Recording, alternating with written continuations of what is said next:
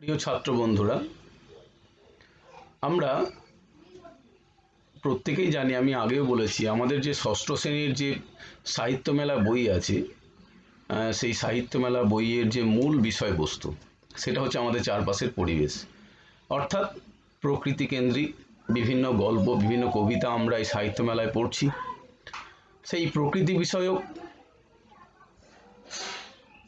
অন্যতম কবি বা প্রকৃতি বিষয়ক ধারার অন্যতম কবি হলেন পল্লী কবি জসীমউদ্দীন, যিনি বাংলা কাব্য জগতের পল্লী কবি হিসেবে পরিচিত এবং তার সঙ্গে সঙ্গে পল্লী প্রকৃতি ও পল্লী জীবনকে সার্থকভাবে তুলে ধরেছেন তার বিভিন্ন কাব্য কবিতায়।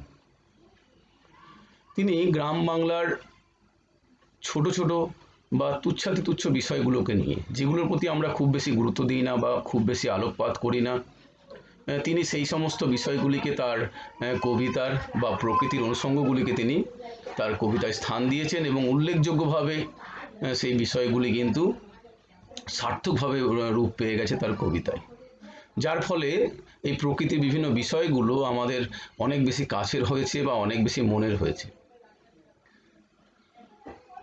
তার যে সুদক্ষ প্রতিভা, অত্যন্ত নিপুণভাবে যে বপন করার ক্ষমতা প্রকৃতির এই নানা অনুষঙ্গগুলিকে এবং সাহিত্যের আঙ্গিকে তুলে ধরার যে প্রতিভা, সেই প্রতিভারই আমরা বিভিন্ন রকমভাবে বিকশিত রূপ দেখি তার কাব্য কবিতায়। এই বিখ্যাত গ্রামীণ কবি অর্থাৎ পল্লী কবি জসীমউদ্দীন 1904 খ্রিস্টাব্দের 1 জানুয়ারি জন্মগ্রহণ করেন। তিনি জন্মগ্রহণ করেন বাংলাদেশের ফরিদপুর জেলার তাম্বুলখানা গ্রামে। তার স্কুল কলেজের পাঠ সেই ফরিদপুরেই তিনি সম্পাদন করেন এবং পরবর্তীতে উচ্চশিক্ষার জন্য তিনি কলিকাতা বিশ্ববিদ্যালয়ে আসেন এবং সেখান থেকে বঙ্গভাষা ও সাহিত্যে MA পাস করেন। এর পরবর্তীকালে তিনি কিছু সময়কাল ঢাকা বিশ্ববিদ্যালয়ে অধ্যাপনা করেছিলেন।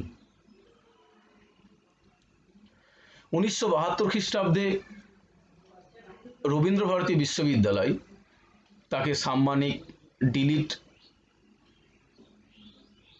পদক প্রদান করেন এবং পরবর্তীতে বাংলাদেশের রাষ্ট্রপ্রধান কর্তৃক 21 পদক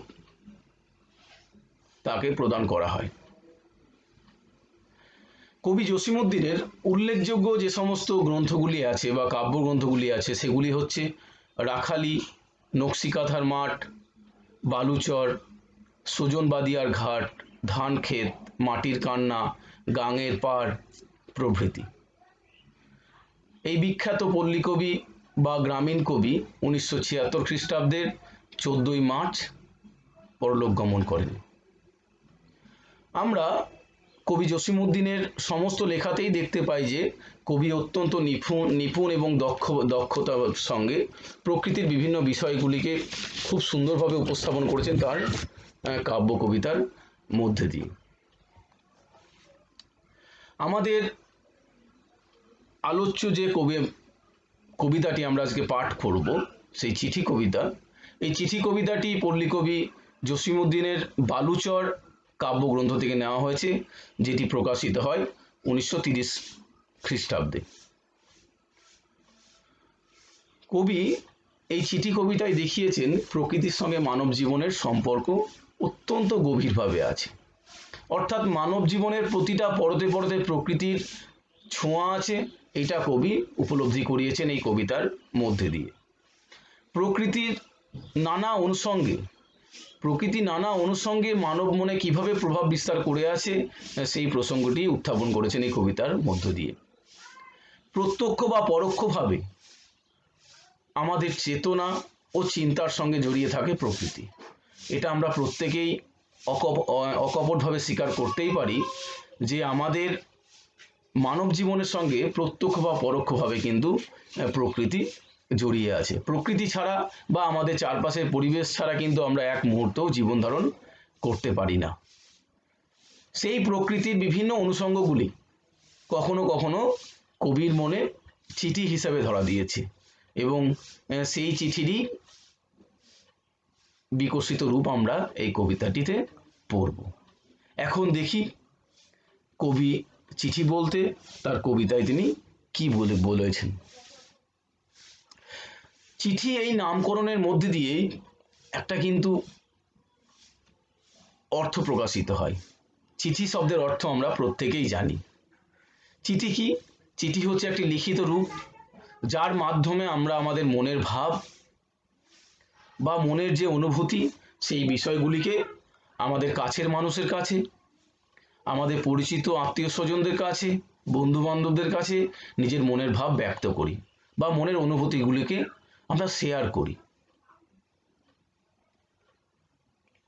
এবার আমরা দেখব কবি মনে চিঠি বলতে কোন প্রসঙ্গগুলি ধরা দিয়েছে, কবির মনের অনুভূতিটি ঠিক কি।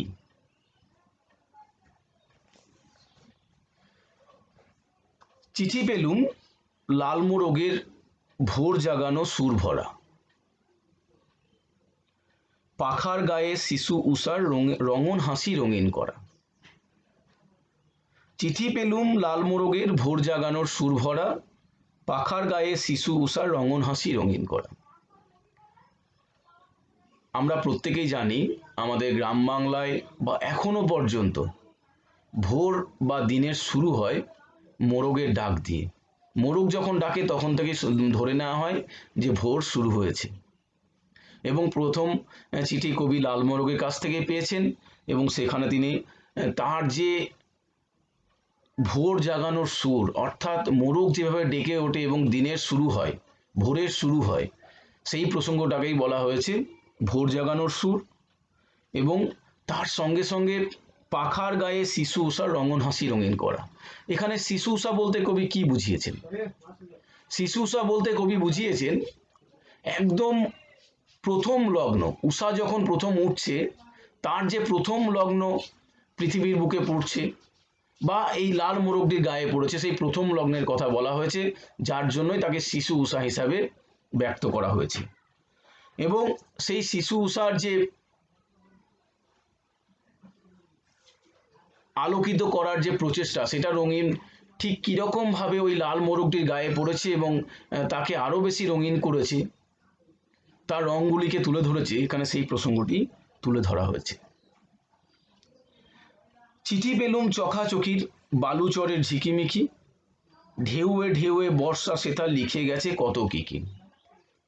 কবি এর পরেই চিঠি পেয়েছেন চখাচখির কাছ থেকে। চখাচখি কি? আমরা চখাচখি বলতে প্রত্যেকেই জানি যে হাঁস বা চক্রবাক জাতীয় এক ধরনের পরিযায়ী পাখি। এই চখাচখি আমরা বালুচরের মধ্যে দেখি, নদীর ধারে যে বালুচর, সেই বালুকণিকায় আমরা এই চখাচখিগুলির উপস্থিতি লক্ষ্য করি এবং তারা তাদের যে চলন চক্রবাক জাতীয়, সেই বালুচরের ওপর দিয়ে কীভাবে বালুচরকে রঙিন করেছে সেই প্রসঙ্গটাও আমরা দেখতে পাই। তার পরবর্তীতেই কবি আবার বলেছেন ঢেউয়ে ঢেউয়ে বর্ষা সেথা লিখে গেছে কত কি কি।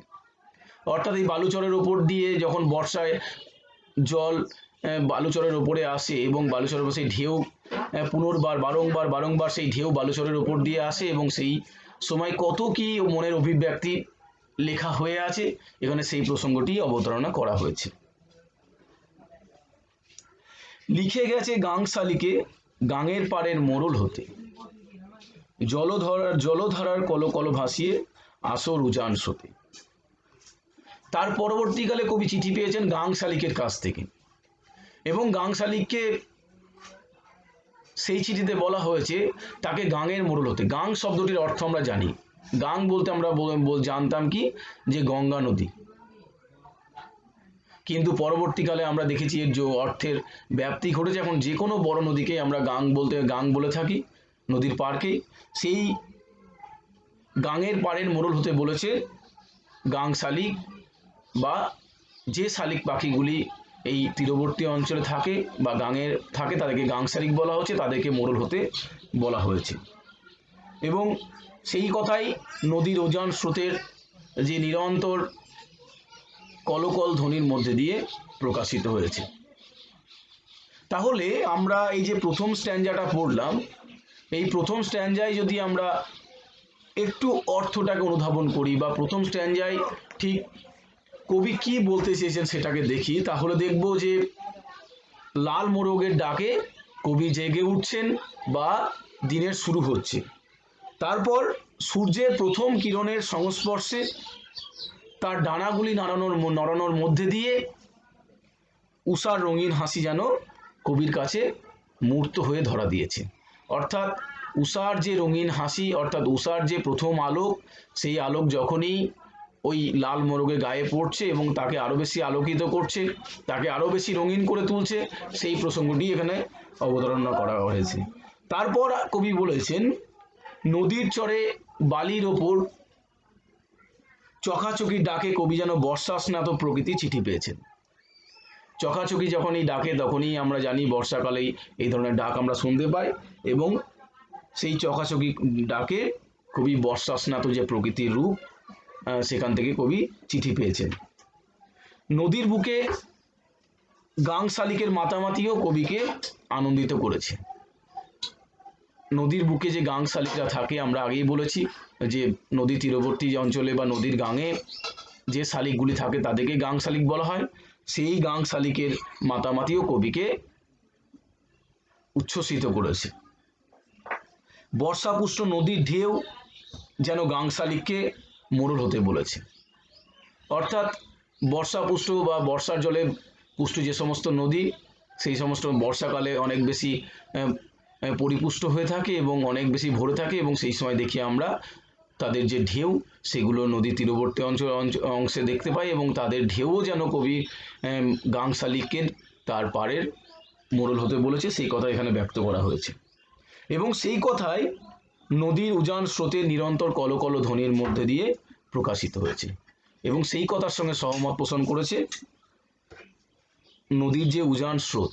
উজান মানে আমরা জানি উজান মানে বিপরীতে, অর্থাৎ স্রোতের বিপরীতে। এখানে সেই স্রোতের বিপরীতে যিনি নিরন্তর কলকল ধ্বনির মধ্যে প্রকাশিত হচ্ছে, সেটাও যেন নদী গাং শালিককে পাড়ের মোড়ল হতে বলছে, তার সঙ্গে সহমত পোষণ করছে। আমরা আজকের পাঠ এখানেই শেষ করব। আমরা পরবর্তী ক্লাসে পরের দুটি স্ট্যাঞ্জা নিয়ে আলোচনা করব। সবাই সুস্থ থাকবে, ভালো থাকবে, ঠাকুরের কাছে এই প্রার্থনাই করি। আজকের পাঠ এখানেই শেষ করছি।